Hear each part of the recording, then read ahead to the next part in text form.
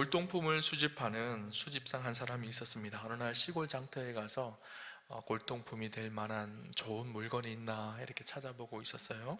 그런데 장터를 이리저리 돌아다니다 보니까 한 노인이 개를 팔고 있는데, 강아지를 팔고 있는데, 그 강아지 밥그릇이요, 너무 좋은 골동품인 거예요. 그래서 어떻게 할까 저 밥그릇을 사기에는 분명히 주인이 눈치채서 안 팔라 그럴 텐데 고민을 하다가, 그래, 강아지를 사면 저 밥그릇도 얻을 수 있겠다라는 생각이 든 거예요. 주인장에게 찾아가서, 할아버지, 이 강아지 얼마입니까? 라고 물어보니까 그 주인이 하시는 말씀이 8만 원이라는 거예요. 그러면 제가 10만 원 드릴게요 하고 10만 원에 그 강아지를 샀습니다. 주인이 너무 좋아하는 거예요. 이때가 기회다 싶어서 할아버지, 제가 서울에서 내려왔는데 서울까지 올라가려면 한참 걸리니까 강아지에게 중간에 밥을 한번 줘야 될 것 같아서 저 강아지 밥그릇도 저에게 주시면 좋겠네요. 그렇게 이야기를 한 거예요.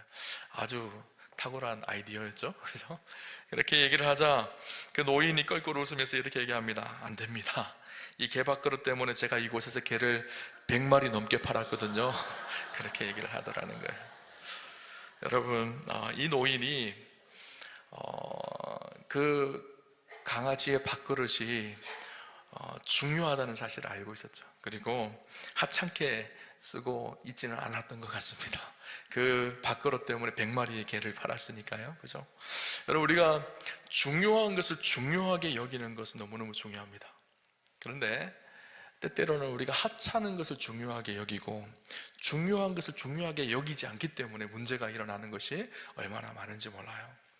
중요한 것을 중요하게 여기지 않는 것도 어리석은 일이고, 하찮은 것을 중요하게 여기는 것도 어리석은 일입니다. 중요한 것을 잘 분별하여서 이것이 중요하다는 사실을 알면 중요하게 여기는 지혜가 필요한 것이죠. 소탐대실이라는 말이 있습니다. 무슨 말일까요? 작은 것을 탐하다가 큰 것을 잃어버린다라는 거예요. 무엇이 중요한지를 알아야 되죠. 그래서 더 중요한 것을 선택할 수 있는 바른 마음이 우리 안에 있어야 됩니다. 소탐대실하지 않아야 되는 것이죠. 오늘 성경에 보면 소탐대실한 한 인물 이야기가 나옵니다. 오늘 함께 본문을 통해서 진짜 중요한 것이 무엇인지, 우리가 중요한 것을 어떻게 지켜야 되는지를 함께 나누려고 하는데요. 오늘 본문 이야기는 우리가 너무 잘 아는 에서와 야곱 이야기입니다. 이삭과 리브가가 결혼을 하죠. 결혼을 했는데 자녀가 없는 거예요. 그래서 이삭이 자기 아내 리브가와 함께 하나님 앞에 기도합니다. 결혼한 지 20년이 되어서 하나님께서 태를 복되게 하여 주셔서 자녀를 임신하게 되어집니다. 그런데 쌍둥이였었어요. 근데 쌍둥이가 이 배 안에서부터 엄마의 뱃속에서부터 막 싸우기 시작한 거예요. 그래서 이 리브가가 하나님 앞에 기도합니다. 왜 이렇게 싸우는지 모르겠어요, 하나님. 그렇게 기도했겠죠. 그래서 하나님께서 말씀하시는데 뭐라고 말씀하시는가 하면 23절에 이렇게 말합니다. 여호와께서 그에게 이르시되 두 국민이 내 태중에 있도다. 두 민족이 내 복중에서부터 나누이리라. 이 민족이 이 족속이 저 족속보다 강하겠고 큰 자가 어린 자를 섬기리라 하셨더라. 뱃속에 두 민족이 있다라는 거예요. 그런데 서로 다투고 있어요. 이 족속이 저 족속보다 강하고, 이 족속은 누굴까요? 둘째 야곱이에요. 저 족속은 큰 형 에서예요. 그런데 큰 자가 어린 자를 섬기게 될 것이다. 그렇게 해서 하나님께서 약속을 주시죠. 태중에서부터 하나님께서 야곱을 택하셨다라는 거예요. 야곱을 통해서 하나님께서는 축복과 장자권이 흘러가게 하시겠다고 그렇게 말씀을 하시죠. 자녀가 태어났습니다. 이름을 에서라고, 먼저 태어난 형을 에서라고 부릅니다. 에서의 이름의 뜻이 무엇인가 하면요, 털이 많은, 붉은이라는 뜻입니다. 동생 야곱이 태어났습니다. 야곱의 이름의 뜻이 무엇일까요? 발 뒤꿈치를 잡은 자라는 뜻이에요. 형 에서가 먼저 나가려고 하니까 잡아당겨서 자기가 먼저 나가려고 했다고 해서 야곱, 그 이름의 뜻이 발 뒤꿈치를 잡은 자, 이런 뜻이에요. 그 이름 속에는 욕심, 욕망, 이런 뜻이 담겨져 있습니다. 우리말로 하면요, 아버지의 이름이 이삭이었으니까, 성이 이시니까 형은 이털보, 동생은 이 욕심, 이렇게 지은 것과 마찬가지의 이름인 것 같아요. 그렇게 이름을 지었습니다. 그런데 하나님께서 우리가 잘 알듯이 이미 우리는 결론을 알고 있죠. 동생 야곱을 통해서 아브라함의 하나님, 이삭의 하나님, 야곱의 하나님이 되셨어요. 원래 족보로 보면 아브라함의 하나님, 이삭의 하나님, 에서의 하나님이셔야 되거든요. 그런데 그 약속대로 아브라함의 하나님, 이삭의 하나님, 야곱의 하나님이 되십니다. 오늘 우리가 보게 되는 본문 속에 한 사건이 나오는데, 이 사건을 통해서 왜 하나님께서 형 에서가 아니라 야곱을 선택하셨는지, 형이 동생을 섬기게 될 것이라고 하신 말씀을 하실 수밖에 없었던 이유가 무엇인지를 우리는 본문 속에서 알게 되었습니다. 시간이 지났습니다. 에서도 자라고 야곱도 건강하게 잘 자랐습니다. 이제 성인이 되어졌죠. 오늘 본문 27절을 보면 이 에서와 야곱의 성격을 극명하게 대조하며 이야기를 하는데, 이렇게 기록합니다. 그 아이들이 장성함에 에서는 익숙한 사냥꾼이었으므로 들사람이 되고, 야곱은 조용한 사람이었으므로 장막에 거주하니.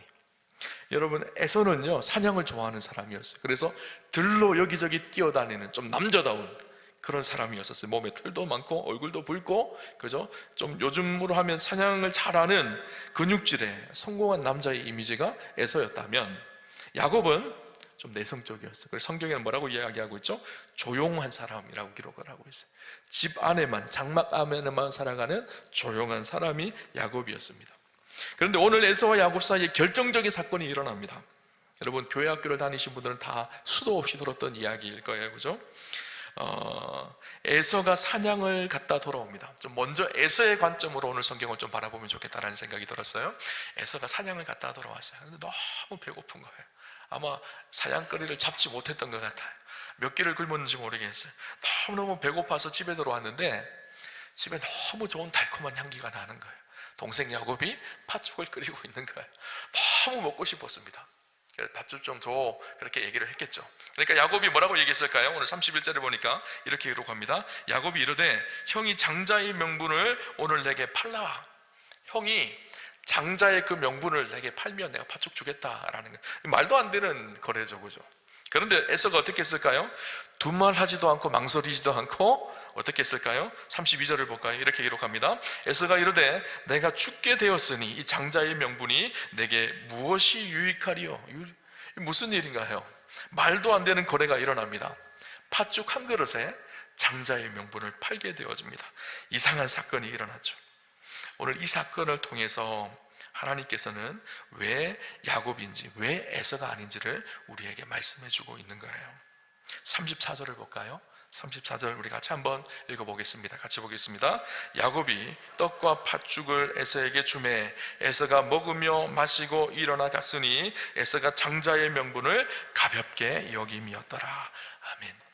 에서가 지금 어떻게 했다고요? 그 팥죽 한 그릇을 들고 자기에게 주어진 장자의 축복과 그 명분을 가볍게 생각했다라는 거예요. 여러분, 이 가벼운 일인가요?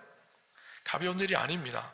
가볍게 하찮게 여겼다라는 거예요. 여러분, 장자권이 뭔지 잘 아시죠? 장자는 아버지의 권위를 공식 승계받고 사회적으로 한 가문의 대표자가 되는 것이고요. 신명기 말씀에 보면 장자는 형제들보다 유산을 2배로 더 많이 받게 되어지는 축복과 특권이 있습니다. 여러분, 이 장자권을 쉽게 넘길 것이 아니에요, 그죠? 그런데 이 에서는요 어떤 생각을 했을까요? 배고파 죽겠다는 거예요.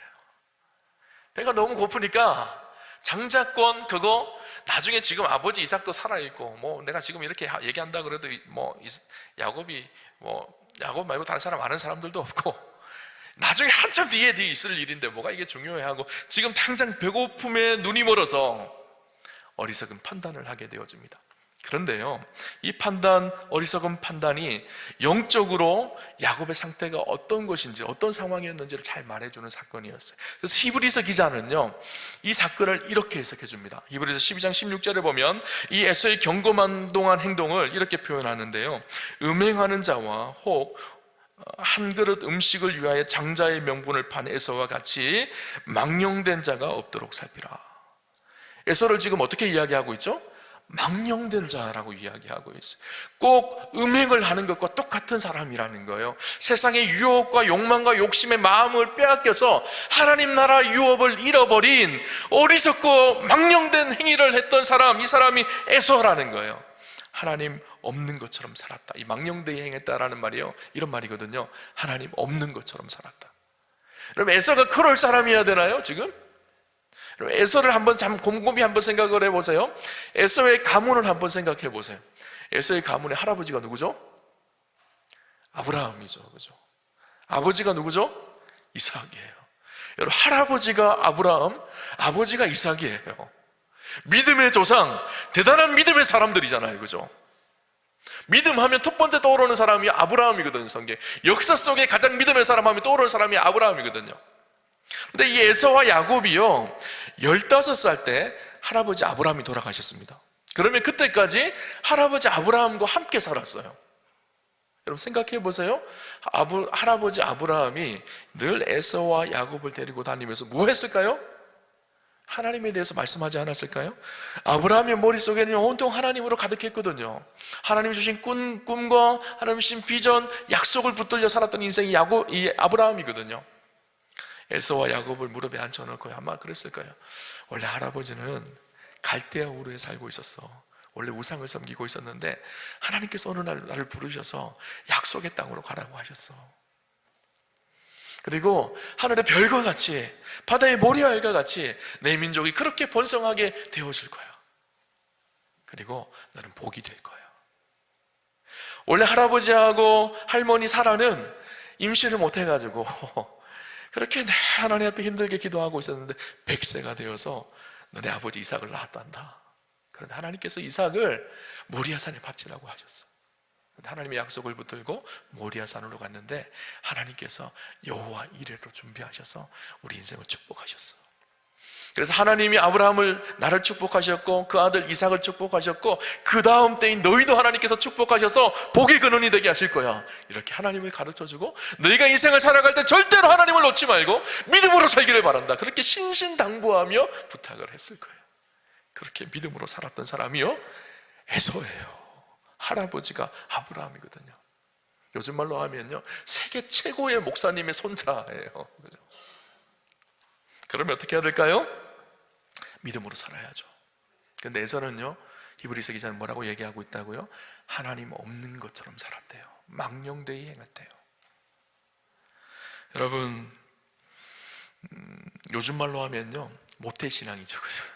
찐 모태신앙입니다. 모태신앙들 중에서도 모태신앙, 어렸을 때부터 하나님의 말씀과 약속을 듣고 살죠. 모태신앙인 것은 큰 축복입니다. 저도 모태신앙이거든요. 저희 할아버지, 아버지, 저 이렇게 3대, 저희 자녀까지 하면 4대가 모태신앙이네요. 모태신앙, 그렇게 신앙으로 자라났네요. 저 모태신앙이는 것이 큰 축복이고 은혜라고 생각합니다. 어렸을 때부터 교회에서 신앙생활하며 부모님으로부터 신앙에 대해서, 하나님에 대해서 끊임없이 들으며 그렇게 자라죠.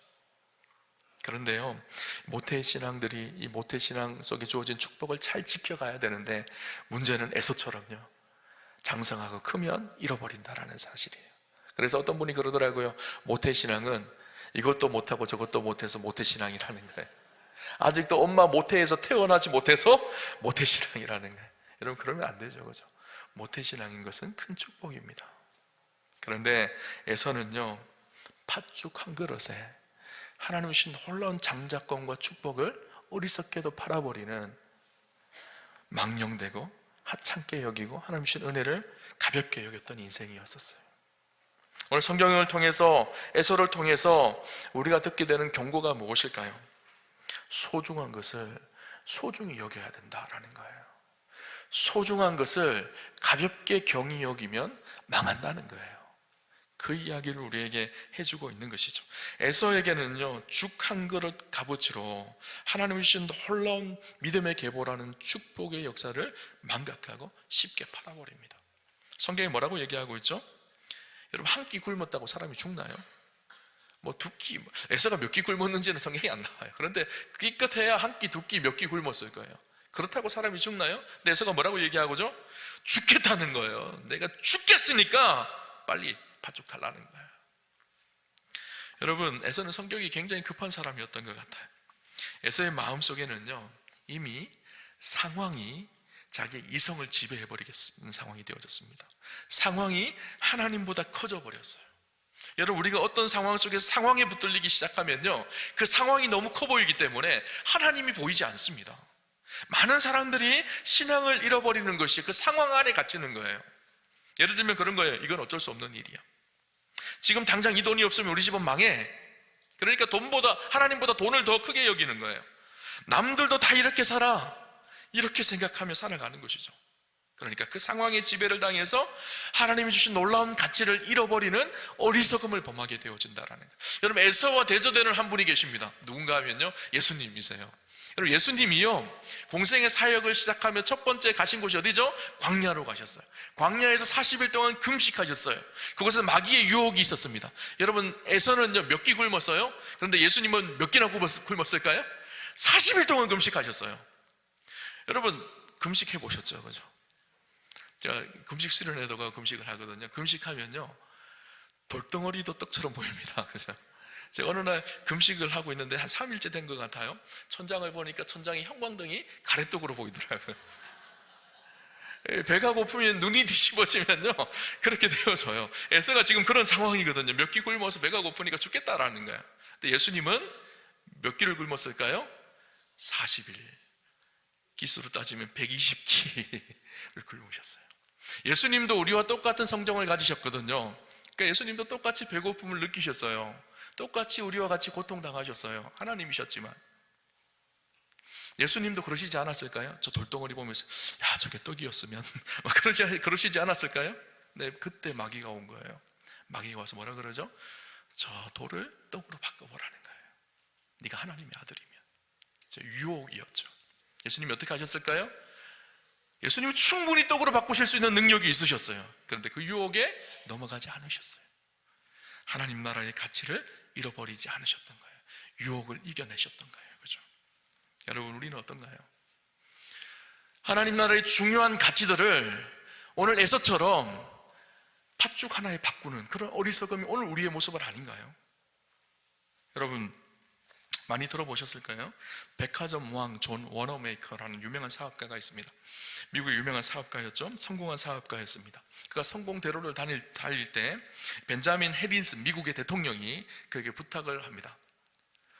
미국의 최신부 장관이 되어줬으면 좋겠다라는 거예요.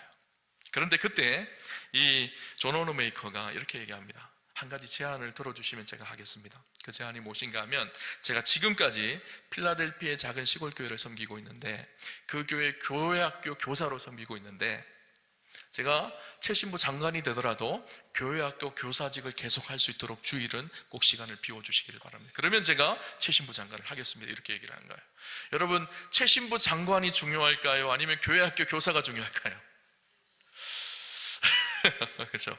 우리는 최신부 장관이 중요하다고 얘기하겠죠. 그런데 존 워너메이커는요, 하나님과 한 약속이 더 중요했던 거예요. 하나님 나라의 가치가 더 중요했던 거예요. 그래서 최신부 장관보다 자기는 교회학교 교사직을 선택했던 것이죠.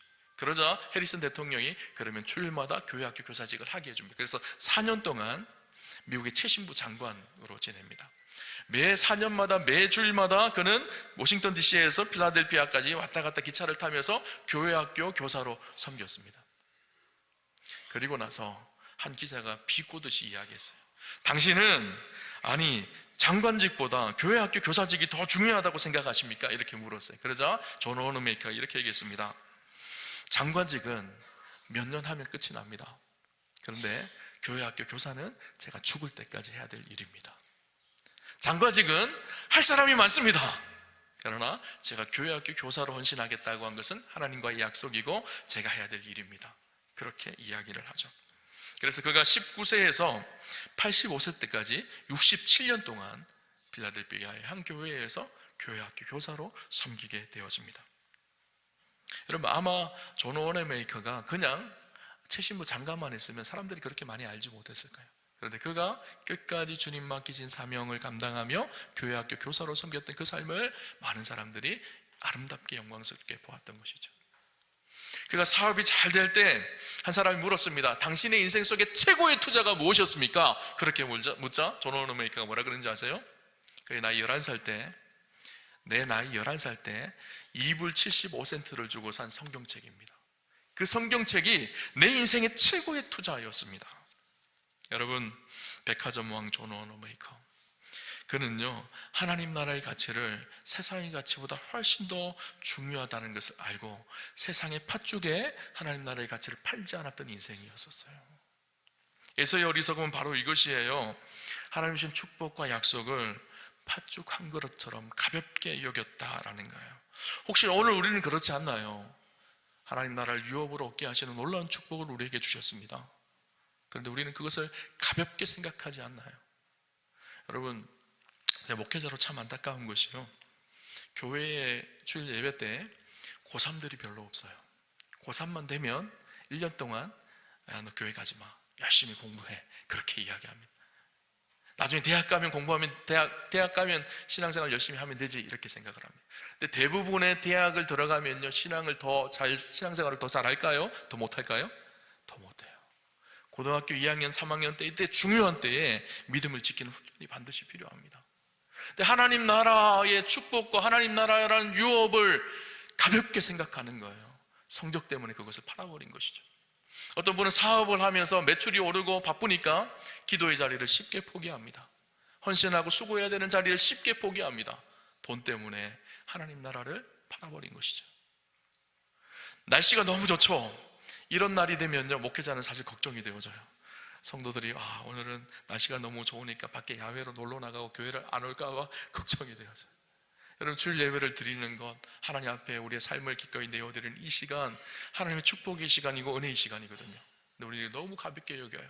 그래서 좋은 날씨에 즐기는 것에, 팥죽 한 그릇에 하나님의 놀라운 이 가치를 팔아버리는 어리석은 삶을 살아갈 때가 얼마나 많은지 모릅니다. 여러분, 중요한 것을 중요하게 여기셔야 돼요. 중요한 것을 가볍게 생각하지 않으셔야 됩니다. 여러분, 에서의 관점에서 봤는데요, 한번 야곱의 관점에서도 한번 봅시다. 오늘 본문 29절에 31절 말씀을 볼까요? 이렇게 기록합니다. 야곱이 죽을 쏘았더니 에서가 들에서 돌아와서 심히 피곤하여 야곱에게 이르되 내가 피곤하니 그 붉은 것을 내가 먹게 하라 한지라. 그러므로 에서의 별명은 에돔이더라. 야곱이 이르되 형의 장자의 명분을 오늘 내게 팔라. 야곱이 죽을 쓰고 있었어요. 죽을 쓰고 왔는데 갑자기 형이 헐레벌떡 들어오는 거예요. 야, 내가 배고파 죽겠다. 야, 죽 한 그릇 줘. 이렇게 얘기한 거예요. 근데 그때 야곱이 뭐라고 그러죠? 형의 장자권을 주면 죽을 주겠다. 여러분, 어떻게 이렇게 기발한 생각을 해냈을까요? 야곱은요, 그 마음속에 장자권을 갖고 싶은 욕심이 있었어요. 할아버지 때부터 들어왔던, 아브라함에게 들어왔던 아브라함의 하나님, 이삭의 하나님, 그 다음에 야곱의 하나님이 되고 싶은 그 욕심이 있었던 거예요. 그래서 그 축복권과 장자권을 받고 싶은 욕망이 있었던 거예요. 그것을 늘 생각하고 있었어요. 하나님, 나도 할아버지처럼, 아버지처럼 그렇게 믿음의 계보를 이어받아서 믿음으로 살아가는, 믿음의 조상으로 그렇게 살아가는 그 축복이 있기를 원합니다. 이 마음이요, 뜨겁게 야곱 안에 있었던 거예요. 그러니까 이때가 딱 찾아오니까 마침 기회라고 생각을 하고, 에서가 배고파 죽겠다고 하니까 이 팥죽을 주면서, 그죠? 달라고 한 것이죠. 그죠? 여러분, 저는 야곱을 사실 별로 좋아하지는 않습니다. 인간적으로 보면요, 사실 별 볼 일 없는 별로 안 좋은 인생이에요. 욕심 많고 자기 욕망을 채우려고 하고, 그죠? 그래서 우리가 뒤에도 잘 알잖아요. 형을 속이고 아버지 이삭을 속여서 축복권까지 다 받고 집을 도망 나가잖아요. 그죠? 성경은 그가 야비하게 속이고 그가 욕심을 가졌다, 욕심대로 행했다, 욕망대로 행했다라는 것을 칭찬하는 것이 아니에요. 그럼에도 불구하고 야곱 안에 있었던 거룩한 하나님이 주시는 축복과 은혜에 대한 사모하는 마음은 너무너무 중요하다는 것을 이야기해 주고 있는 거예요. 여러분, 성경 27절에 보면요, 야곱을 표현할 때 조용한 사람이라고 그렇게 기록을 하고 있잖아요. 그죠? 이 조용하다라는 단어가요, 히브리어로는 탐이라는 단어입니다. 이 탐이라는 단어가 조용하다, 내성적이다 이런 의미도 있지만 또 다른 의미가 있는데 무엇인가 하면요, 순진하다, 순전하다라는 말이 있어요. 그래서요, 이 빅터 해밀턴이라는 유명한 구약학 교수는요, 오늘 본문을 보면서 오늘 본문 속에 이 본문을 번역할 때 조용하다라고 번역하면 안 된다고 이야기했어요. 그분은 이 부분을 순전하다로 그렇게 번역을 해야 된다고 이야기했어요. 왜 그런가 하면 물론 그의 삶의 욕망을 쫓아가는 어리석음도 있었지만 하나님의 은혜를 사모하고 축복을 사모하는 그 마음만은 순전했거든요. 에서는 그것을 가볍게 여겼지만 야곱은 그 하나님을 향한 축복에 대한 거룩한 갈망함이 있었던 거예요. 그것 때문에 순전하다고 하는 것이 그분은 맞다는 거예요. 여러분, 야곱은 둘째로 태어났지만 그 거룩한 하나님의 언약 안으로 들어가고 싶었던 그 갈망함이 있었습니다. 영적 가치에 목숨을 걸었던 거예요. 그죠? 우리가 생각해야 할 것이 영적인 것에 대한 야곱의 순전한 갈망이 너무너무 중요하다는 것은 잊지 않아야 되죠. 그렇지만 방법까지 야곱이 다 맞다고는 할 수가 없습니다. 야곱은요, 우리가 잘 아는 것처럼 속이고 빼앗고 이렇게 그것을 쟁취하려고 했어요. 그것 때문에 어떻게 되는지 아시죠? 야곱은요, 야반 도주에서 쫓겨나요, 집에서. 그래서 어떻게 될까요? 외삼촌 라반 집으로 들어갑니다. 외삼촌 라반 집에서 20년 동안 노동을 하고 외삼촌에게 착취를 당하고 속임을 당합니다. 고난의 시간을 보내요. 하나님께서 그를 훈련하는 시간을 보내죠. 그래서 외삼촌 라반 집에서도 어떻게 하는지 아세요? 야반 도주에서 나와요. 야반 도주 인생이 되어져요. 그렇게 속이더니만 자기도 계속 속임을 당하며 살아갑니다. 그리고 야복강가에서 어떤 일이 일어나죠? 하나님과 씨름하게 되어지죠. 그때 하나님께서 어떻게 하시죠? 야곱의 환도뼈를 칩니다. 환도뼈가 부러져요. 그리고 그 다음부터 쩔뚝쩔뚝 저으면서 다녔어요. 환도뼈는 뭘까요? 내 몸의 힘을 지탱하고 있는 거예요. 지금까지 자기의 힘을 의지하며 살았던 야곱이 이젠 자기의 힘을 의지할 수 없도록 하나님께서 환도뼈를 치버리신 거예요. 그때서야 야곱이 이스라엘로 바뀌어지잖아요. 그죠? 자기의 욕심과 욕망의 열매가 안타깝게 인생의 고난으로 찾아온 거예요. 욕망, 욕심 이런 것까지 닮으라는 것이, 야곱이, 저는 그렇게 생각해요. 야곱이 하나님 주신 약속을 신뢰하고 어머니 리브가에게 주신 축복의 약속이 있잖아요. 그걸 붙들고 하나님 앞에 기다리며 기도했으면요, 하나님께서 분명히 야곱의 인생을 복되게 하셨을 거예요. 근데 그 기다리고 기도하는 마음이 없었던 거예요. 자기의 힘으로 그 일들을 쟁취하려고 했죠. 그럼에도 불구하고 하나님께서 왜 야곱을 선택했느냐? 그것은요, 하나님 당신의 축복이 없으면 살 수 없습니다, 이 순전한 마음 때문이었던 거예요. 그죠? 여러분, 오늘 우리는 어떤가요? 우리 안에 그 마음이 있으신가요? 혹시나 에서처럼 하나님 주신 놀라운 축복과 은혜, 하나님 나라를 유업으로 얻는 놀라운 은혜를 세상의 값싼 것으로 바꾸며 팔아치우는 그런 어리석은 인생이 아닌가요? 오늘 에서를 통해서요, 또 한 가지 에서의 아쉬운 부분을 볼 수가 있는데요, 34절을 볼까요? 이렇게 기록합니다. 야곱이 떡과 팥죽을 에서에게 주매 에서가 먹으며 마시며 일어나 갔으니. 야곱이 그죠, 떡과 팥죽을 줍니다. 그러자 에서가 먹고 마시고 일어나서 갔다라고 이렇게 기록을 해요. 그냥 갔다라고 하면 되는데 먹고 마시고 일어나고 갔다 이렇게 기록을 하고 있어요. 다 그 사이에 영어 성경으로 보면 and 이렇게 붙어 있어요. 먹고 and, 그리고 일어났고 먹고 마시고 일어나고 갔다. 왜 하나하나 그의 태도와 자세 하나하나를 세분화해서 자세하게 기록을 했을까요? 기회의 시간이었거든요. 그 시간이 그때라도 늦지 않았으니까 자기가 지금 무슨 일을 하고 있는지를 돌아봤어야 됐거든요. 여러분 생각해 보세요. 여러분, 배가 너무 고프면요, 제정신이 아닐 수 있어요. 그래서 장자권을 팔아서 팥죽을 먹다가 이제 당이 좀 올라오고 좀 이렇게 배가 불러지면, 내가 지금 뭔 짓 한 것이지? 정신을 차리고 어떻게 해야 될까요?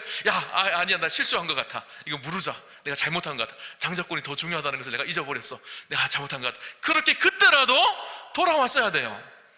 떡을 먹고 팥죽을 마시고 자리에서 일어나고 갔다. 이 사이에 하나님은 회개의 시간, 돌이킬 수 있는 기회의 시간을 준 거예요. 그런데 그가 스스로 이것을 어리석게 마음이 딱딱하게 굳어져서 자기가 무슨 잘못을 하고 있는지도 지금 모르는 상황이 되어진 것이죠. 골든타임을 놓쳐버린 거예요. 그래서 히브리서 12장 17절에는요 에서에 대해서 이렇게 얘기합니다. 그가 그 후에 축복을 이어받으려고 눈물을 흘리며 구하되 버림받아 회개할 기회를 얻지 못하였느니라. 한참 뒤에서야 그때 후회하는 거야. 그때 지금 그렇게 한 것이 아니었는데 그때는 이미 시간이 지나갔다라는 거예요. 회개할 기회를 놓쳤다, 그렇게 이야기하고 있습니다. 여러분, 오늘 우리 시대의 모습은 아닌가요? 하나님 주신 놀라운 축복과 유업을 우리에게 주셨습니다. 예수 그리스도 안에서 저와 여러분의 인생을 복이 되게 하셨어요. 그런데 그 가치와 그 은혜와 축복을 세상의 하찮은 것들로 너무너무 쉽게 바꾸지 않나요? 세상의 즐거운 팥죽 한 그릇의 유혹 앞에 쉽게 무너지는 것이 오늘 우리 인생이 아닌가요? 여러분, 에서처럼 망령되이 행하지 않아야 합니다. 하나님 없는 것처럼 그렇게 사시면 안 된다라는 거예요. 여러분, 말씀을 정리하면서요, 마태복음 13장 44절 말씀을 좀 나누려고 합니다. 우리가 잘 아는 말씀이에요. 천국은 마치 밭에 감추인 보화와 같으니 사람이 이를 발견한 후 숨겨두고 기뻐하며 돌아가서 자기의 소유를 다 팔아 그 밭을 사느니라. 여러분, 한 사람이 길을 가다가 밭에 보화가 숨겨진 것을 발견했어요. 그럼 어떻게 될까요? 그 밭을 사야 되잖아요. 그러면 그 보화가 내 것이 되잖아요. 그래서 자기의 재산을 팔아서 그 보화를 샀어요. 이 사람이 지혜로운 사람일까요? 어리석은 사람일까요? 지혜로운 사람이죠. 그런데 어리석은 사람이 있어요. 어리석은 사람은 어떤 사람일까요? 그 밭주인. 그죠? 그 밭주인이요, 어리석은 사람이, 만약에 그 밭주인이요 자기 밭에 보화가 숨겨져 있다는 사실을 알았다면 정말 멍청한 사람이에요. 그죠? 예서가 그랬다라는 거예요. 자기에게 주어지는 축복이 얼마나 큰지 가볍게 생각한 거예요. 그러니까 팥죽 한 그릇에 어리석게 하나님의 놀라운 축복을 쉽게 팔아버린 것이죠. 오늘 혹시나 우리의 모습은 그렇지 않나요? 작가 김희중 씨가 가슴이 따뜻한 사람과 만나고 싶다라는 책에 이렇게 이야기합니다. 우리가 피곤할 때마다 생각하게 될 일이 있다. 스스로에 대한 사랑을 재확인하라. 피곤할 때 자기의 사랑을 다시 한번 확인하십시오. 또 하나는 자신의 일에 대한 긍지를 느껴야 한다. 그리고 마지막 세 번째 뭐라고 얘기하는가 하면 이렇게 얘기합니다. 언제나 보다 멀리 보고 먼 것을 위해서 현재 순간적인 것을 극복할 줄 아는 지혜가 필요하다. 멀리 내다보라는 거예요. 멀리 내다보고 현실에 주어지는 어려움과 유혹들을 극복하는 것, 이것이 지혜롭게 사는 일이라는 거예요. 멀리 내다보십시오. 장차 얻게 되어질 하나님 나라와 그 영광을 생각하셨으면 좋겠어요. 그 영광을 세상의 싸구려 팥죽에 파는 어리석은 인생이 되지 않았으면 좋겠습니다. 소탐대실하지 않았으면 좋겠어요. 작은 것을 탐하다가 어리석게 큰 것을 잃어버리는 어리석은 삶이 아니었으면 좋겠습니다. 우리 오암교회 성도님들, 세상 쪽으로는 조금 어리석었으면 좋겠어요. 그러나 하나님 나라에는 지혜로워서 무엇이 옳은지를 분별하며 살아가는 그런 축복과 은혜가 있으시기를 주님 이름으로 축원합니다.